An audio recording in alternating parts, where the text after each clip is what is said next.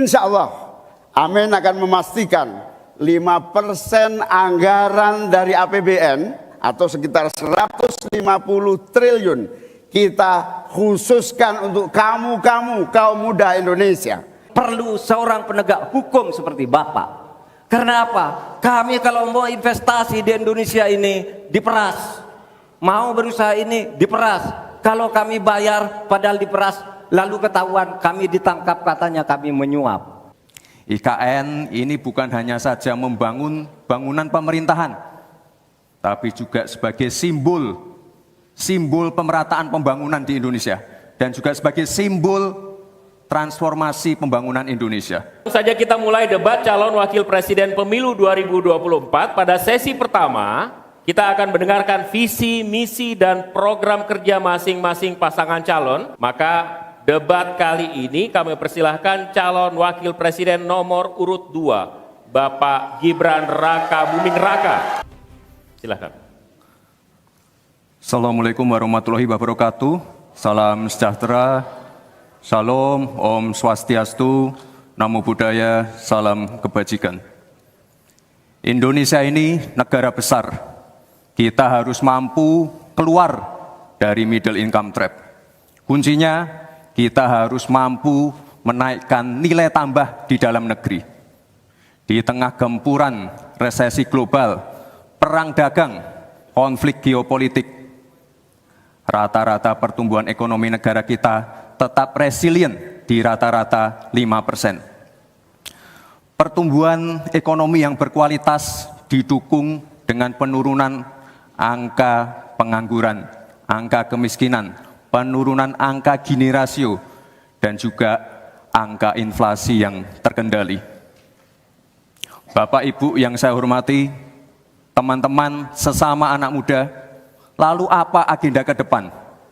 Kita akan lanjutkan hilirisasi, bukan hanya hilirisasi tambang saja, tapi juga hilirisasi pertanian, hilirisasi perikanan, hilirisasi digital, dan lain-lain.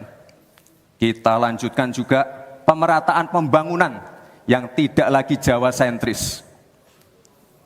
Kita genjot terus ekonomi kreatif dan juga UMKM. Kita punya 64 juta UMKM yang menyumbangkan 61% untuk PDB kita. Jika 4 langkah tadi bisa kita penuhi, insya Allah akan terbuka 19 juta lapangan pekerjaan. Pemerataan pembangunan itu wajib. Sekarang investasi yang ada di luar Jawa sudah ada 53%. Pembangunan IKN yang berkelanjutan ini akan membuka titik pertumbuhan ekonomi baru, akan membuka akses dan juga konektivitas, sekaligus membuka lapangan kerja.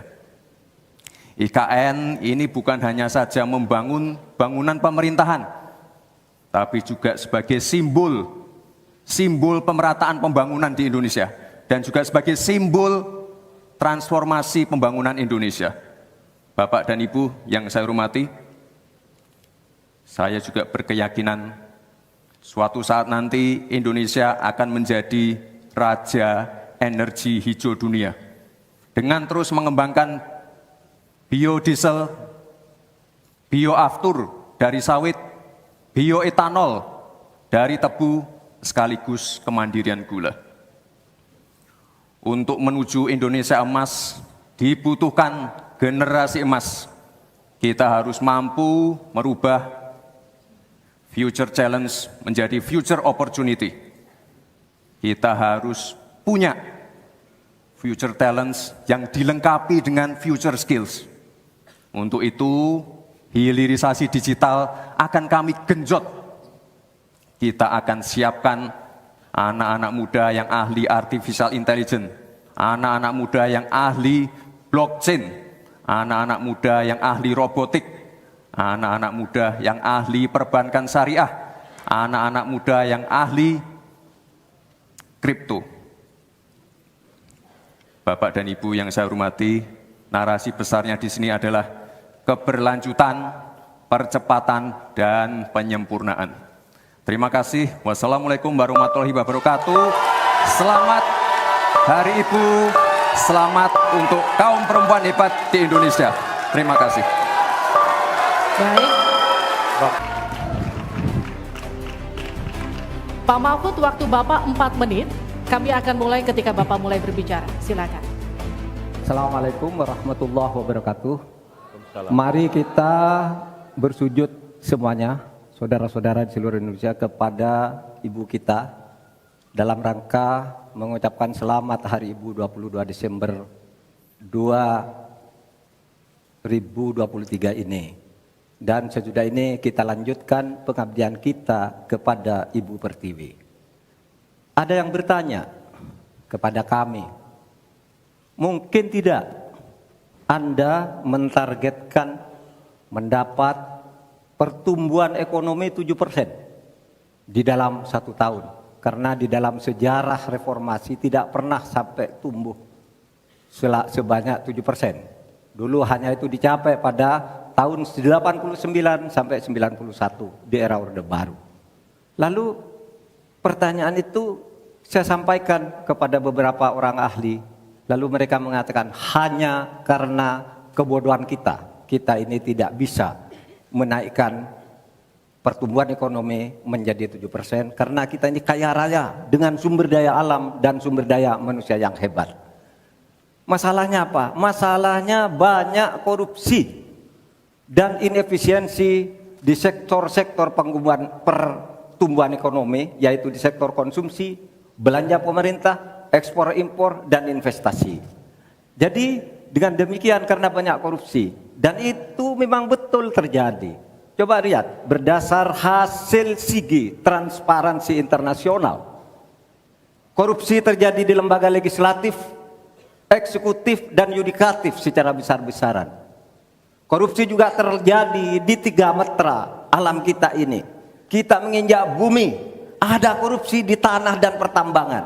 Kita ke laut, ada korupsi di masalah kelautan. Kita melihat udara, pesawat terbang kita, ternyata di udara juga banyak korupsi. Akibatnya apa? Rakyat miskin. Saya ketemu dengan seorang bernama Teddy dan Joni di Padang. Seorang atau 2 orang pegawai angkutan perusahaan truk menyatakan tidak pernah bisa mendapat subsidi minyak yang disediakan oleh negara karena tidak pernah sampai di korupsi. Saya juga ketemu dengan seorang Sri Wulan, anak kecil di Parongpong, Bandung Barat. Dia mengajak saya main layang-layang. Katanya, "Bapak, saya ingin terbang seperti layang-layang meraih cita, tapi saya tidak dapat." Kemudian saya ingat pulau saya, Madura. Di Madura itu kaya dengan gas alam, tetapi sampai sekarang tidak pernah dioptimalkan untuk dimanfaatkan. Maka kuncinya adalah bagaimana kita memberantas korupsi. Lalu ada yang tanya kepada saya, "Bapak, kalau Bapak jadi wakil presiden orang takut ditangkap." Saya panggil para ekonom dan para pelaku usaha, "Apa betul Anda takut kepada saya kalau saya wapres?" "Tidak, Bapak. Justru kami perlu seorang penegak hukum seperti Bapak. Karena apa? Kami kalau mau investasi di Indonesia ini diperas. Mau berusaha ini diperas. Kalau kami bayar padahal diperas, lalu ketahuan kami ditangkap katanya kami menyuap. Itulah Indonesia ini pada saat ini. Oleh sebab itu, saudara sekalian, kita harus lawan korupsi. Menimbang istilah anak muda, "Hai koruptor, kutabrak kau. Hai wir, mundur kau wir." Nah, korupsi setabrak.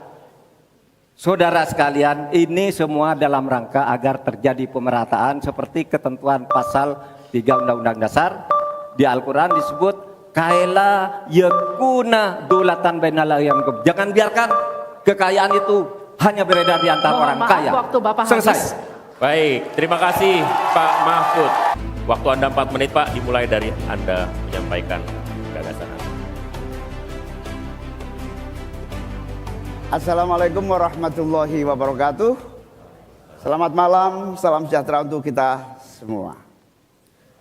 Harusnya saya bicara pada debat yang pertama. Tapi hari ini saya sungguh bersyukur akhirnya bisa bertemu. Tapi jangan salah paham, bukan karena saya ambisi jadi presiden, Tapi karena saya punya pelajaran yang penting selama saya berjuang di politik. Apa itu? Saya menyaksikan dan menjadi bagian dari adanya pemerintah yang memiliki kewenangan mutlak, terutama pimpinan tertinggi, untuk bisa menghadirkan keadilan dan kemakmuran rakyat. Inilah yang disebut sebagai selepet, menjadi bagian dari kewenangan untuk menghadirkan kemakmuran dan keadilan. Selepet itu seperti sarung yang saya bawa ini. Bisa di kalangan santri, bisa membangunkan yang tidur, menggerakkan yang loyo, dan sekaligus mengingatkan yang lalai. Alhamdulillah, Gusti Allah memberi kesempatan saya untuk bersama-sama Mas Anies yang memiliki pemikiran yang sama untuk terwujudnya perubahan dan perbaikan. Bahkan kami berdua seperti botol dengan tutupnya. Jangan salah, selepet itu disrupsi. Disrupsi itu adalah awal dari perubahan. Bayangkan, 100 orang Indonesia kekayaannya di atas 100 juta jumlah penduduk Indonesia. Artinya ini keadaan yang tidak adil. Ini harus kita selepet.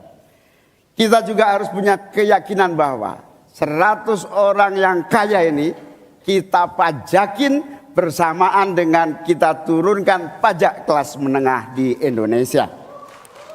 Hari ini cabai mahal, telur mahal, beras mahal, barang-barang mahal, tengkulak jahat, mafia penguasai dan merajalela di mana-mana. Padahal rakyat sudah kerja. Ini harus kita selepet. Angka pengangguran sudah 8 juta, 80 juta memang bekerja, tetapi di sektor informal. Mereka tidak mendapatkan penghasilan yang pasti dan bahkan dompetnya dipastikan tipis. Ini yang harus kita selepet. Amin menginginkan bansos yang memang menjadi kewajiban negara ini diteruskan dan bahkan harus ditingkatkan, sehingga kita ingin bansos plus yang semakin membawa rakyat kita memiliki kemampuan daya beli yang mendongkrak ekonomi masyarakat kita. Insya Allah, Amin akan memastikan 5% anggaran dari APBN atau sekitar 150 triliun kita khususkan untuk kamu kaum muda Indonesia. Kamu yang memiliki energi besar untuk menjadi bagian terdepan bagi kemajuan bangsa kita. Salah satunya adalah kamu, kredit usaha anak muda yang diberi kesempatan untuk mengakses sebanyak-banyaknya menjadi pelaku ekonomi yang baik. Kita akan hadirkan bagaimana agar desa-desa tumbuh berkembang. Insya Allah 5 miliar per desa akan kita wujudkan tiap tahun bagi pembangunan nasional kita. Kita juga akan siapkan seluruh bantuan-bantuan yang memungkinkan tumbuh menjadi maju. Waktunya. Mohon maaf, waktu Anda habis, Bapak. Terima kasih Pak, kembali ke tempat. Terima kasih. Berikan aplaus dan apresiasi untuk 3 calon wakil presiden yang sudah menyampaikan visi, misi, dan program mereka.